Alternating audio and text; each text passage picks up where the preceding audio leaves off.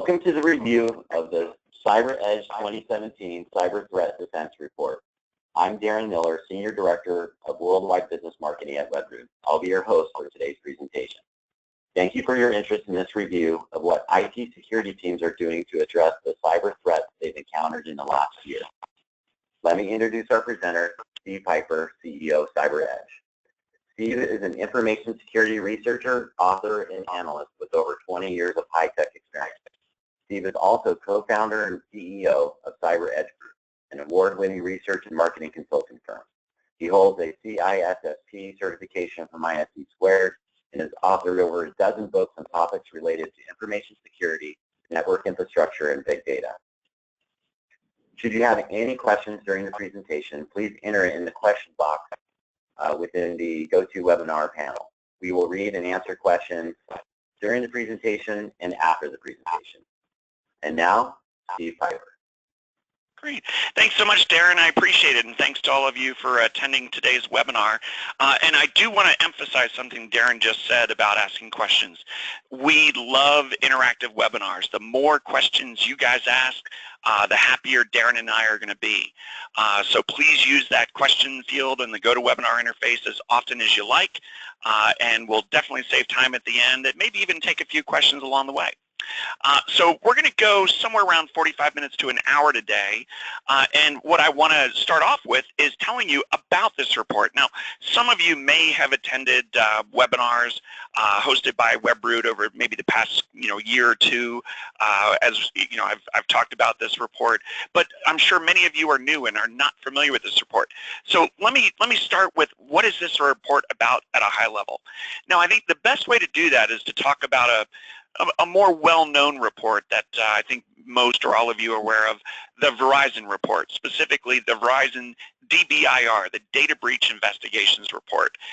The Verizon report is fantastic at telling you what sorts of threats are facing enterprises on an annual basis and which threats are causing data breaches. So our report, which is a multi-sponsored report, very geographically comprehensive, as we'll talk about in just a moment, but our report complements what Verizon does. Verizon tells you about the threats facing enterprises. What we do is we tell you what IT security organizations are doing about these threats. What are their perceptions of these threats? What sorts of investments are they making in network security, endpoint security, mobile, cloud security? What's the health of their IT budgets? So it's a very comprehensive report. We did a 27-question web-based survey in November 2016, and we just recently announced this 4th annual report, and much of the data we have trending over multiple years. This is our 4th year. Now, there are 2 requirements for the survey takers. Okay, one is that the respondent has to be an IT security decision maker or practitioner, and then the second requirement is they have to be employed by an organization, could be commercial or government organization, with at least 500 employees. So we're not talking about very small to medium-sized businesses. We're talking about mid-sized enterprises on up, and we're going to talk about the demographics in the next slide. Now, this report has 4 key themes, and you're going to see this presentation organized across these 4 themes.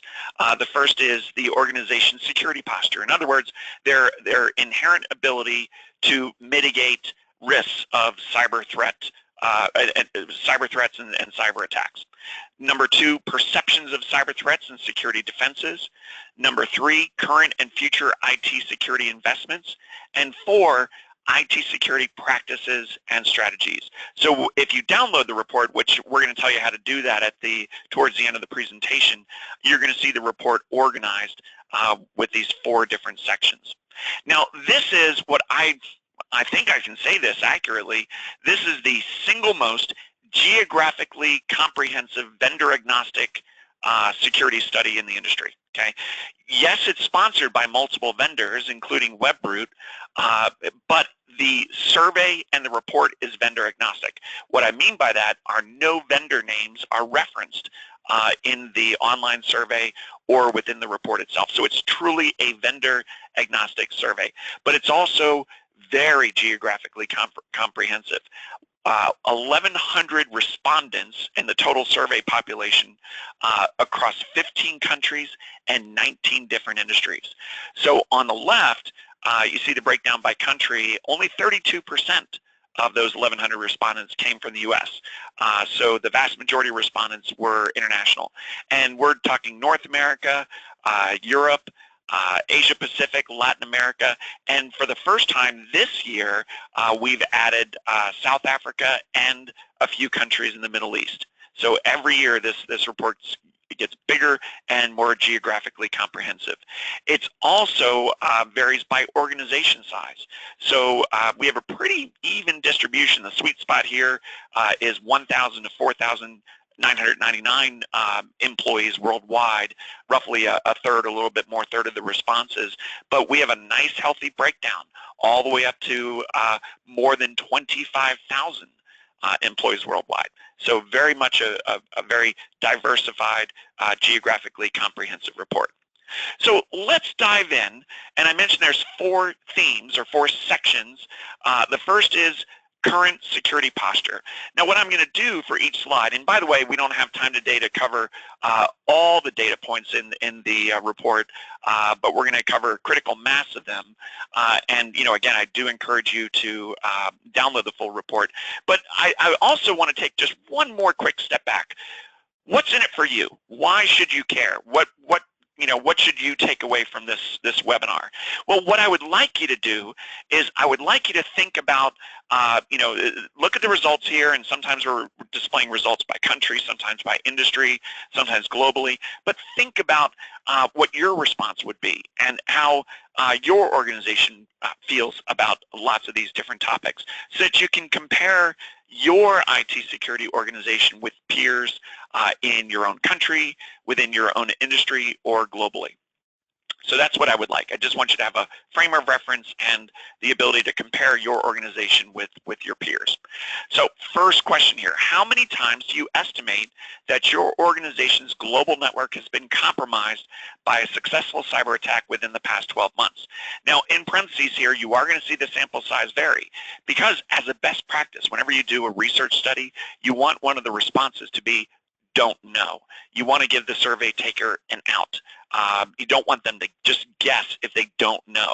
So that's why you will see the sample size vary just a little bit by question. But what's interesting is 79% were affected by a successful cyber attack in 2016. So this is a 2017 report, but again, the survey was at the end of 2016. Now, this is the same question we've asked across all 4 years that we've been doing this report. The dark blue is 2014. The dark burgundy is 2017.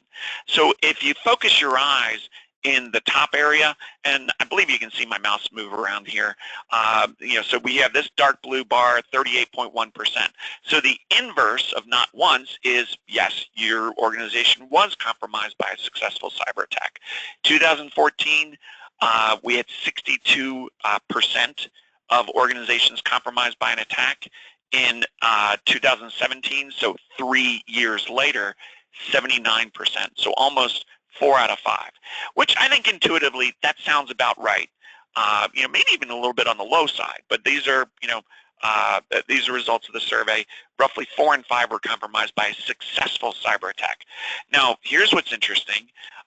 We looked at the results by country.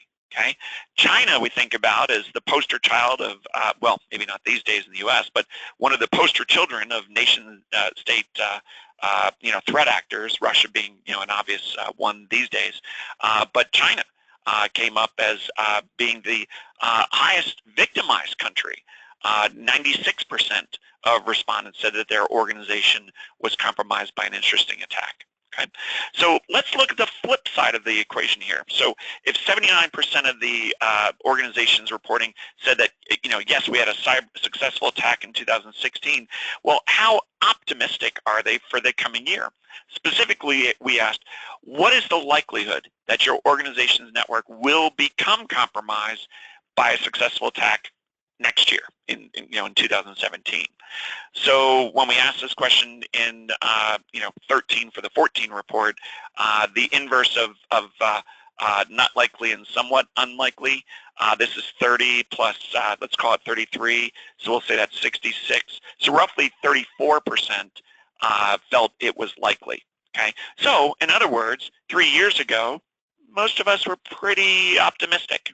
Okay, reasonably optimistic. We're making more investments in security. We're feeling bullish about our defenses. We're feeling good. Things are going to turn around. It's going to be better. Well, let's add it up for the dark burgundy in 2017. So not likely and somewhat unlikely. 25 plus 13 is 38. Call it 39 because it's 38.6. We'll round it up to 39. The inverse of 39 is 61%. So in other words, 61% of the respondents felt that it was likely or very likely that their organization is going to be affected by a successful attack in the coming year. So pessimism has grown steadily year after year after year. I would say it's the new reality. And IT security professionals and IT security organizations are no longer just being measured on their ability to prevent cyber attacks. They're also being measured on their abilities to detect in-progress attacks, to terminate those attacks, and also to improve defenses so those similar attacks don't happen again. Okay, but it certainly seems pessimism is the new reality. Again, China not only is the most victimized, but they're also the most pessimistic about future attacks, as opposed to Brazilians who are very confident that they're not likely to be attacked. This is an interesting question. The overall question here is, what's the weakest link in your infrastructure? So specifically, we asked, on a scale of 1 to 5, with 5 being highest, rate your organization's overall security posture, meaning your ability to defend against cyber threats, in each of the following IT components. Okay, so at the dark blue at the top, those are things that are higher score that we feel more confident in protecting. And honestly, these are static things. Servers, physical and virtual servers, they're largely static. Sure, virtual servers may pop up, but the configuration of those servers, the location, the status, those are reasonably static. Data stores such as file servers, databases, storage area networks, those are very static. Things in your perimeter, in your DMZ, such as web servers, those things are static. But what about the bottom here? Things that are not as static, things that are much more dynamic and popping in and out of the network. Mobile devices for the second or third year in a row are the weakest link in the organization. Okay, specifically smartphones and tablets, followed by laptops and notebooks and desktops. These things are more difficult to secure. These things are changing, and BYOD can come into play here. And it's certainly it's hard enough to defend endpoint devices that you own that are managed devices. But when you throw BYOD in the mix, then things get a little bit more challenging here. Darren, let me ask you to chime in here. Any surprises that mobile devices and laptops are perceived as the weakest link, a little bit more challenging to secure? No surprise at all, Steve. As a matter of fact, we work with a lot of partners that provide network edge devices, and obviously we'd love to see what IT administrators would love to see is everything tucked behind a protected wall. But the reality is we have a mobile workforce, both with laptops, mobile devices, and it's no surprise at all. Yeah, very good. And by the way, I should have mentioned up front, I have asked Darren for a favor to interrupt me anytime he'd likes, and please do interrupt with any comments or again, any questions from the field. And for those of you who just joined a bit late, please use the questions interface in the GoToWebinar interface. Ask questions anytime, and we're certainly going to save time to address your questions at the end. Next question. This is also a 1 to 5 question, with 5 being highest. Rate the adequacy of your organization's capabilities, we're talking about people and processes, in each of the following functional areas of IT security. So this is a new question that we asked this year. Okay, so what IT security functions are most adequate? At the top here, security engineering, architecture, and design. These are things that we can take our time to do. We can do them right, and we're very bullish about that. Risk assessment and identity and access management, those are also things that we're reasonably confident about. On the bottom of the stack here in dark burgundy, application development and testing, system development lifecycle, these processes, these are more challenging, and attack surface reduction. And we're going to talk about this later when we get into things like patch management and attack surface reduction technologies. But this is an area that has concerned me over the years, among other things.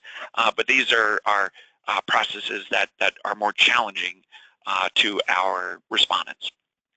Moving on. Talking about patch management. Describe your agreement with the following statement. My organization's patch management program adequately mitigates risks associated with exploit-based malware. Okay, so so we're talking about patching vulnerabilities, CVEs, and so describe your agreement. Is your patch management program adequate? So, I mean, sort of good news. Here's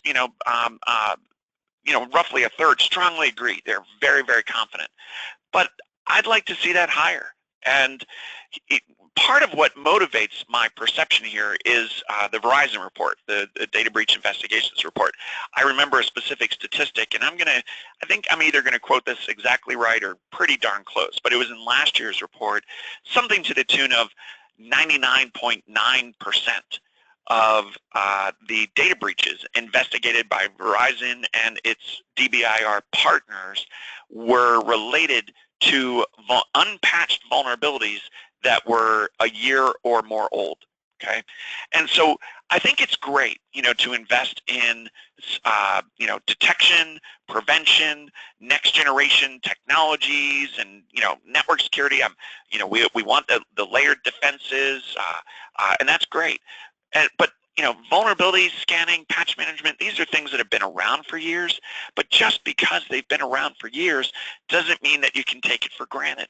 Too many organizations aren't focusing enough attention in scanning and patching and the basic blocking and tackling that we learned when we first became security professionals. And I believe it's sometimes forgotten. And if we were to mitigate these vulnerabilities, then if Verizon's right, then maybe 99.9% of those successful data breaches may be gone, or at least a critical mass of them. So I think that's interesting insight here. Okay, now the second of the four themes of our report are perceptions and concerns. So what are the perceptions and concerns by IT security professionals? Starting with this question, about cyber threats. Once again, scale of 1 to 5, 5 being highest.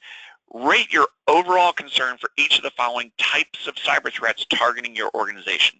This is a question that we've asked for all 4 years. The top 2 responses have swapped from year to year, but they're the same top 2 responses. The biggest concerns, malware, so we're talking about viruses, but more likely worms and Trojans and exploit-based malware, but also phishing. And spear phishing specifically, which is one of the most common ways that advanced persistent threats, or these days what we call targeted attacks, targeted threats, how they take place. So once again, they're in the top 2. At the bottom of the stack here, drive-by downloads, watering hole attacks. That's more of a newer class of attack where a website is infected. It's more of an opportunistic attack than a targeted attack, where a website is infected and then those that visit, just become infected just by landing on a page.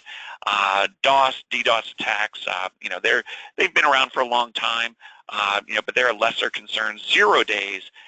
0 days are definitely a lesser concern, and if we want to talk about reality here in the grand scheme of things, 0 days are barely a rounding error in terms of the quantity and severity of data breaches that happen. But here's something interesting, and this is a new chart. This is something I added to our slides in our report this year that we didn't have in preceding years, something about overall concern. So what we did here is we averaged out the overall concern. So in other words, we take at the top 4.02, 3.9, 3.7, and we take those and we add them up and divide it by 10 to get an average. The average is 3.84 versus 3.71 versus 3.26 versus 3.1. So in other words, year after year after year, cyber threats are gaining an overall concern among IT security professionals. Okay, and are we making the right investments to mitigate those cyber threat migraines? Ransomware. Okay, one could argue that this is one of the hottest topics today in IT security. Certainly, I attend the RSA conference in San Francisco each year. It was very much talked about. So we have a couple slides here, and these are new questions that we added to this year's report. So we asked, which of the following potential impacts of ransomware concern your organization the most? So what are we concerned about? 37.7% data loss, 27.2% downtime, then reputation damage, then recovery costs.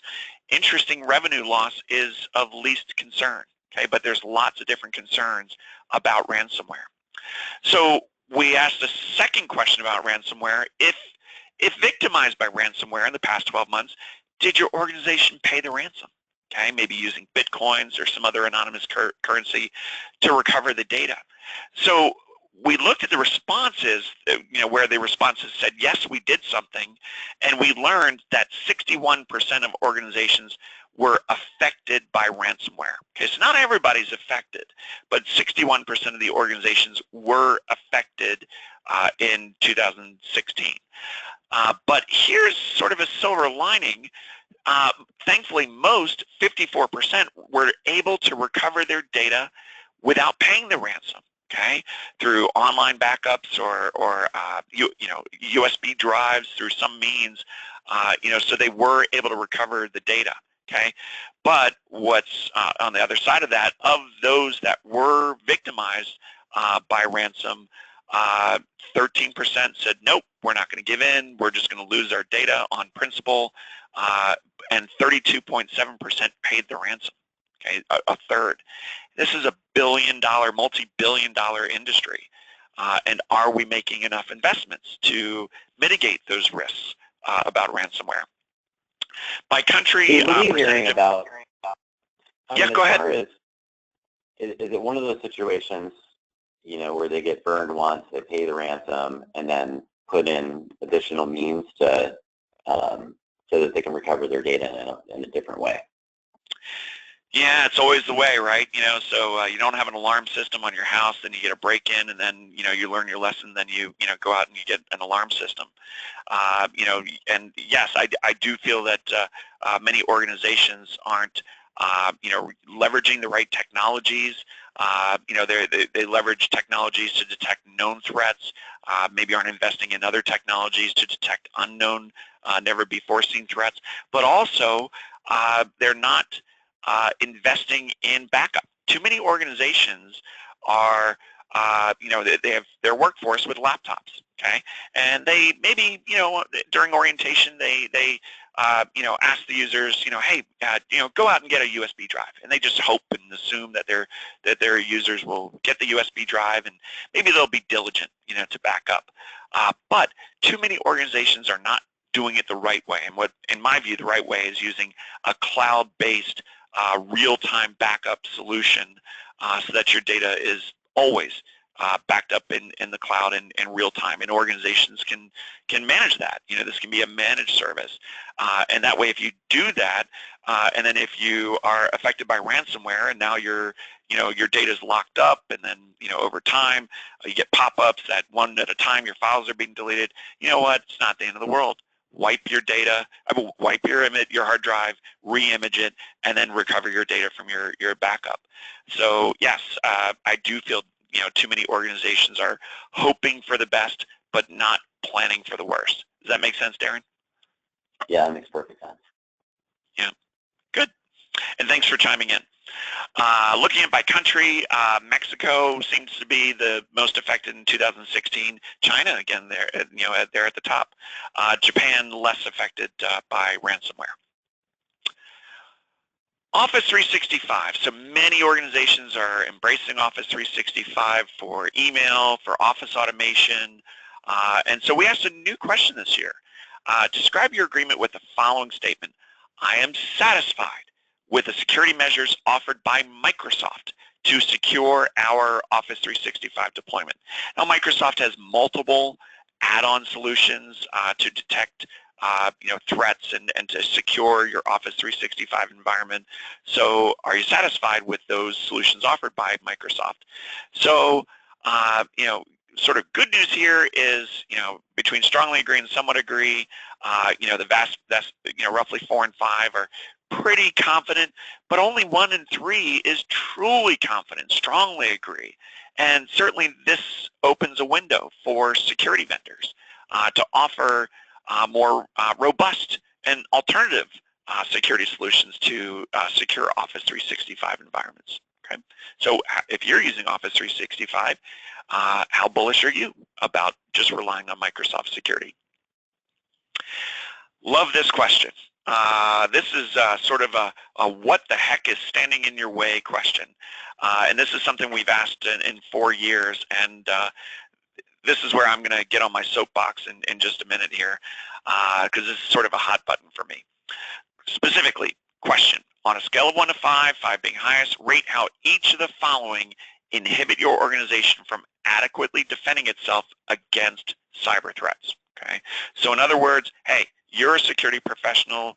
What do you and your colleagues feel? What do you pardon my language, what do you bitch about? What are you complaining about? Is it not enough budget? Is it you're not getting management support? Is it you're overworked? You don't have enough skilled personnel. You can't hire people fast enough. Are there just not solutions out there that are doing the trick? What's your biggest beef? And here's what's interesting. 4 years in a row, we've asked this question. Low security awareness among employees. Look at the dark blue bar first. Okay, I'll use my mouse pointer here. The dark blue bar, longest dark blue bar for 14, low security awareness among employees. Same with the light blue bar for 15, the light red bar for 16, the dark burgundy bar for the 17 report, year after year after year.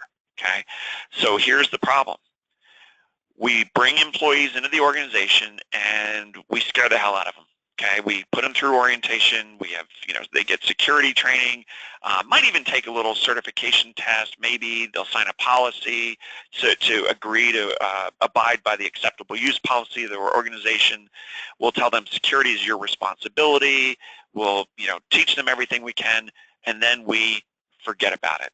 Or maybe once a year we'll touch base, that sort of thing. Okay, maybe. We are not investing enough in the human firewall. We're not. We are failing as an industry. We're failing as IT security organizations, as professionals. We're not doing enough. We're not. Security is everyone's responsibility, but we have to take the onus on ourselves to do more ongoing training. And there's technology out there where you can try to hack into your users, where you can customize spear phishing attacks. And these aren't malicious, meaning that there's no damage going to be done, but if they fall for the attack, then a pop-up message comes up and educates them.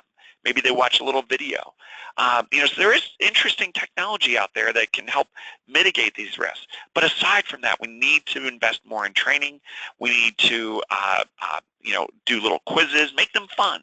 Maybe have some rewards. Make the training fun, make the quizzes fun, test for understanding. But we have to invest in the human firewall. Okay, that's our first line of defense.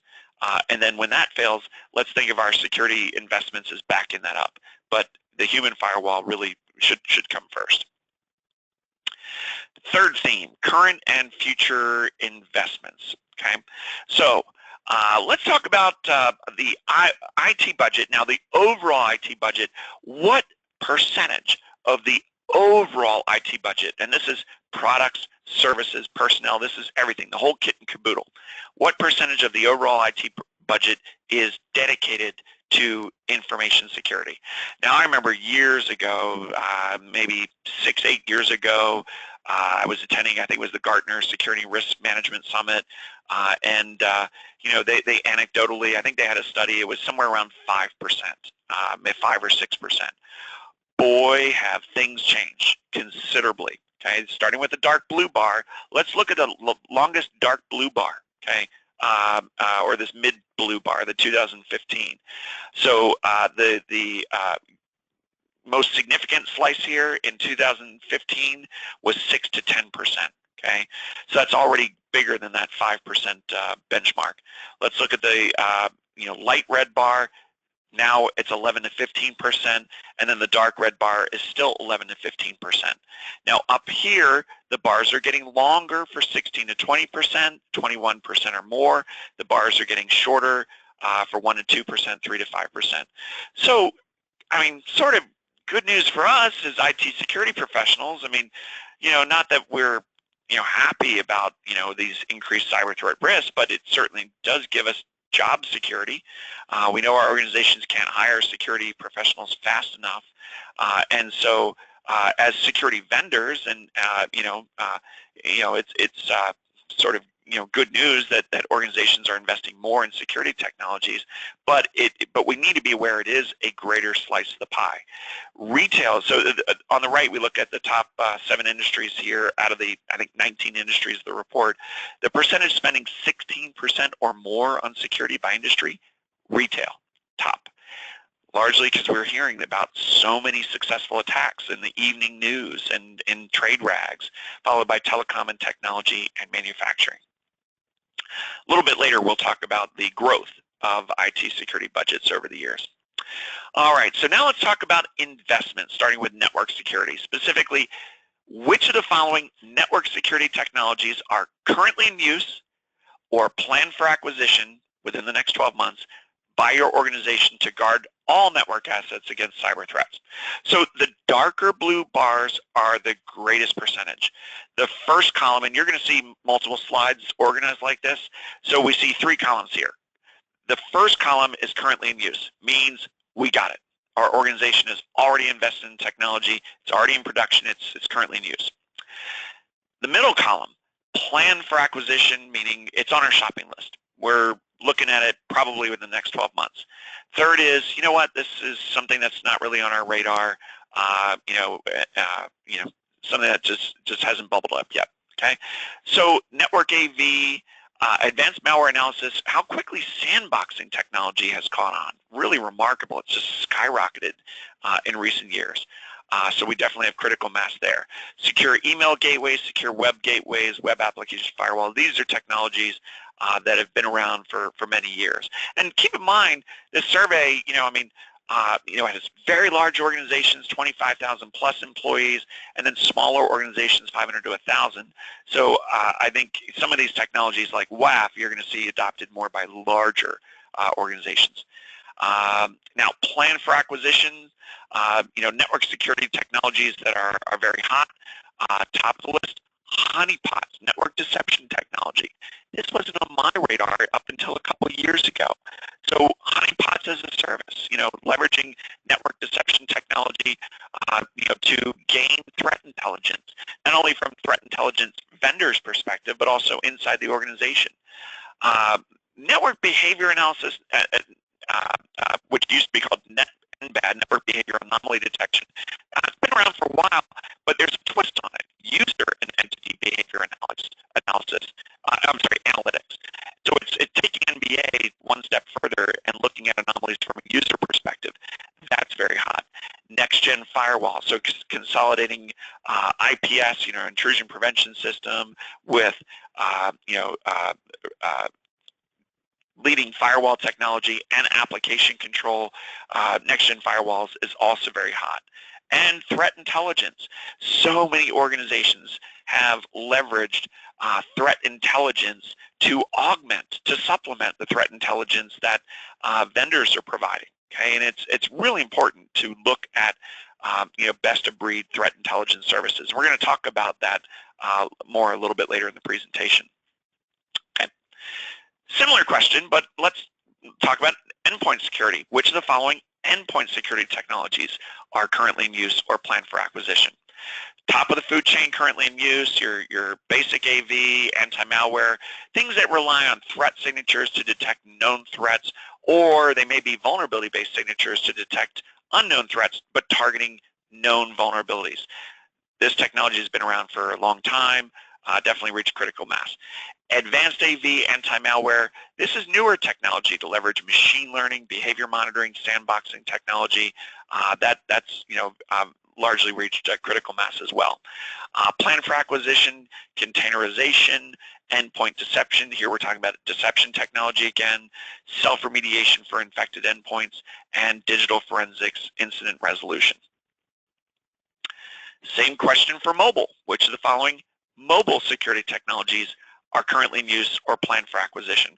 We're talking about smartphones and tablets, guarding those and guarding corporate data access by these smartphones and tablets. Okay, currently in use, mobile device AV and anti-malware, MDM, MAM, MAM, mobile device management, mobile application management. That's been around for a while, so that's starting to reach critical mass here. And plan for acquisition, and again, even on mobile devices, containerization, micro-virtualization is an interesting technology, VDI, virtual desktop infrastructure, and then mobile device file and data encryption, and VPN. Next question, which of the following application, and this is a new question we added this year, which of the following application and data-centric security technologies are currently in use or planned for acquisition? So database firewalls been around for a long time, such as WAF and also WAF technology. Those are very largely currently in use. Deception technology. Here we go again. I mean, I would say the biggest theme across multiple categories is this interesting deception, distributed decoy technology, very much growing in we'll see, how much hype there is. We'll compare it to next year to see how many organizations adopt it. Will the currently in use figure grow up? But it's, very, very talked about this year. SAST, DAST, IAST, I never heard of this stuff until the Gartner conference a couple of years ago, talking about static, dynamic, and interactive application security testing, and application vulnerability scanning. Enterprises rely on custom web-based applications, and you can't just assume that your programmers have programmed these applications correctly so that there's no vulnerabilities, exploitable vulnerabilities in them. So it's important. It's also important to know what SaaS-based software packages in your organization, and we understand the concern about shadow IT or end users taking among themselves to use Box and Dropbox and other applications. So CASB technology, Cloud Access Security Broker technology, is also very, very hot in 2017. And I believe we're going to talk about CASB again in just a few moments. All right, so we saw that the slice of the pie, of the IT budget pie, is increasing for security, and so let's look at, rising IT security budgets. So do you expect your employer's overall IT security budget to increase or decrease? Well, the slice of the pie is increasing, and assuming the IT budget is static or increasing, yeah, the budget's going to increase. 2014, not even half, okay, slightly less than half of the respondents said that their IT security budget was increasing. Fast forward, 2015, roughly 62%, 2016, 74%, 2016 is 74%, 2017, 76%. So IT security budgets are growing steadily year after year. And on the right side, looking at a few industries, percentage of growing IT security budgets by industry, retail, once again, making those investments, growing their IT security budgets, followed by finance and manufacturing. Next theme here, practices and strategies. Which of the following technologies does your organization regularly use to reduce your network's attack surface. Okay, so I think we know what we mean by attack surface. It's, the collective vulnerabilities and security misconfigurations across your network. Certainly a host has an attack surface, but we're looking at your network's attack surface across all of your network assets. Interesting, third year in a row, NAC, Network Access Control, most popular technology for mitigating or for reducing your network's attack surface. Looking at the health of endpoint devices before they connect to your network, and either quarantine them so that they can be remediated before they connect, or at least be aware of them. And then followed by security configuration management, patch management, and file integrity monitoring. Now down here at the bottom, vulnerability assessment, vulnerability management,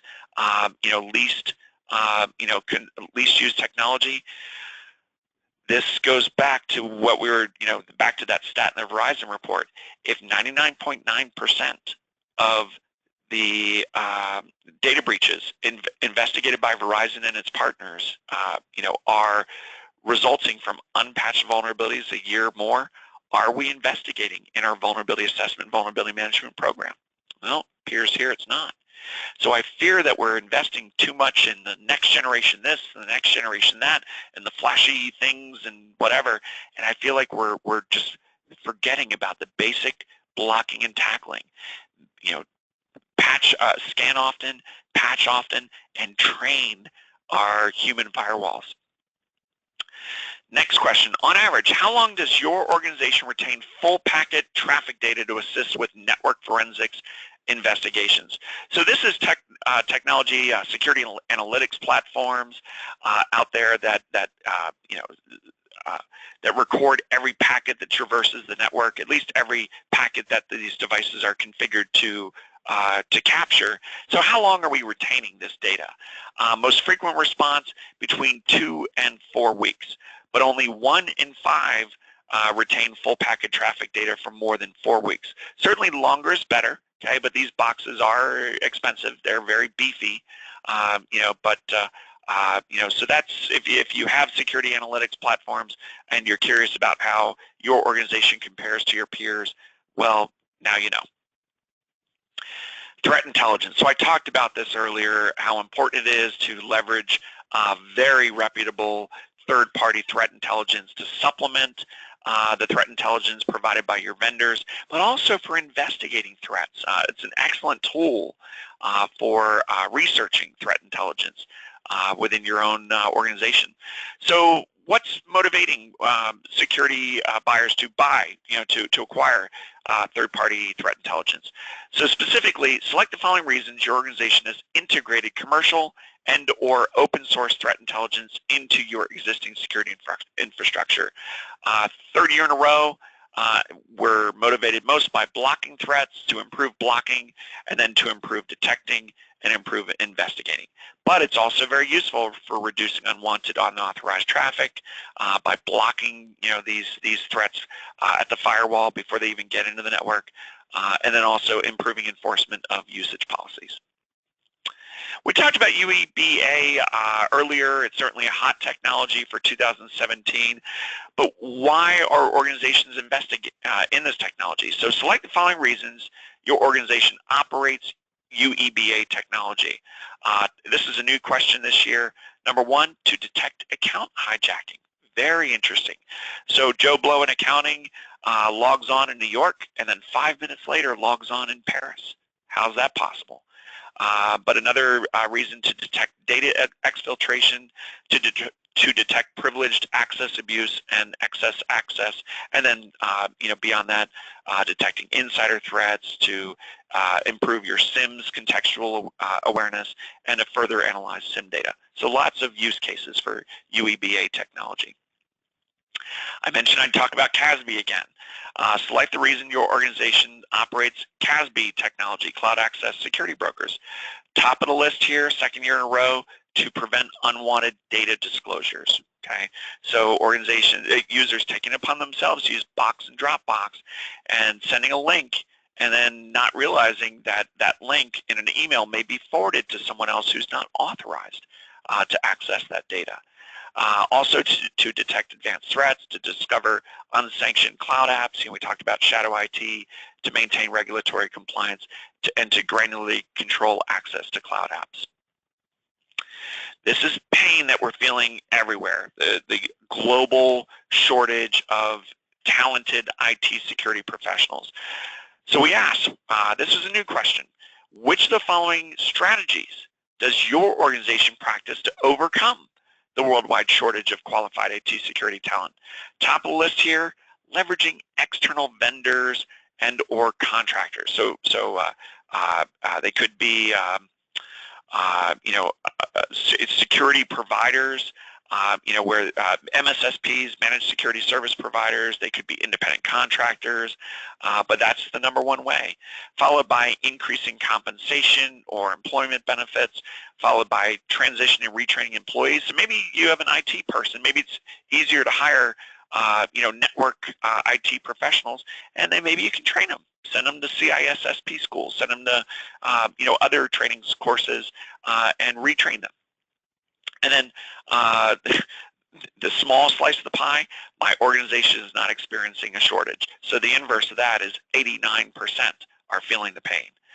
Looking at the pain by industry, percentage affected by this skills shortage, telecom and technology at the top, followed by manufacturing and retail. All right, so let's summarize here, and now would be a great time, folks, if you could go ahead and use the questions interface in GoToWebinar. Now would be a great time to ask any questions, and we're going to save time to address those questions. But let me summarize things, in terms of key takeaways, and then invite Darren to share any thoughts of his own, and then Darren's going to field your questions. So these are my 4 key takeaways. Certainly, cyber attacks are rising. So 79% were affected in the 2017 report, as opposed to 62% in the 2014 report. So cyber attacks are rising.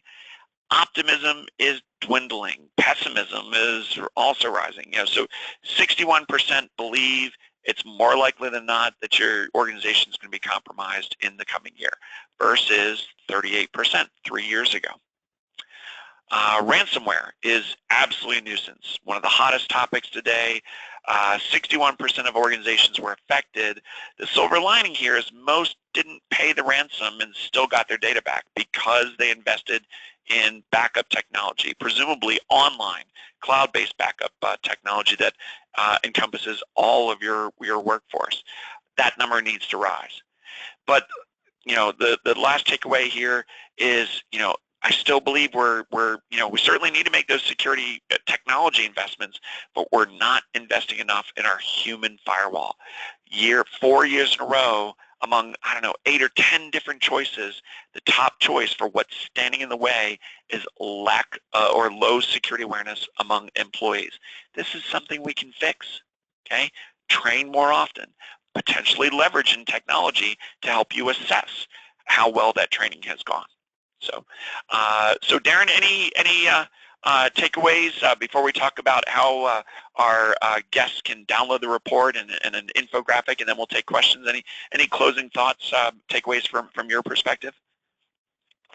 No, it seems to be the same levers, right? We're looking at, an increase of successful cyber attacks, and businesses still believe they're going to continue to be breached, moving forward, even though they're increasing overall security spend. It's something that we as an industry, sounds like we could do a better job.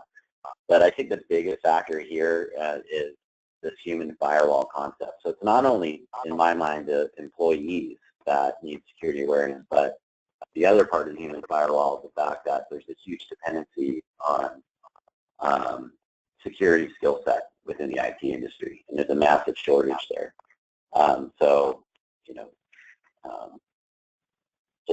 It's certainly a challenge all around. I do have a comment here from somebody. Says, I'm trying to read the whole thing really fast.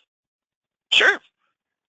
Sending existing staff to CISSP sending existing staff to CISSP training isn't a bad idea, but CISSP requires an individual be in the industry for several years to qualify. So there's a gap there between, hey, to get them to go. We're finding that those are 3 to 5 years of any technical experience is hard to find. So it is a challenge. Yep. And then but when they get to a certain point, they go get, they end up going and leaving for somebody else. Yeah, that's a fair point. But within your IT organization, you certainly are going to have some veteran IT staffers that may be, veteran network engineers and that have that technical experience that you can retrain. So I think that is a source. I honestly don't remember the security experience requirement. I've been a CISSP for 6 years-ish. So I guess I've forgotten about that, but that's interesting comment here. Yeah, good. So before I turn it over to Darren, please download the full report.